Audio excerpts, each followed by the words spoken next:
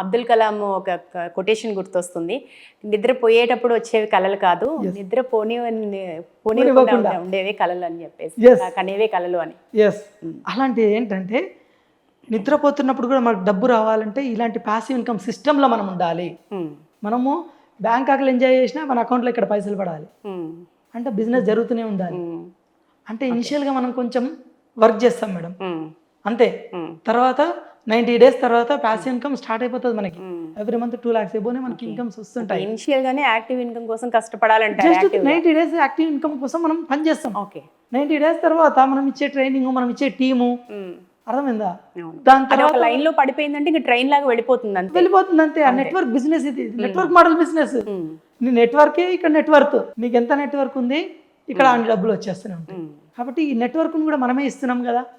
కాబట్టి వాళ్ళు ఇక్కడ పని చేయాల్సింది జస్ట్ 10%. 90% వర్క్ మనమే చేస్తున్నాం. జస్ట్ ఈ సిస్టంలో వాళ్ళు ఉండడమే.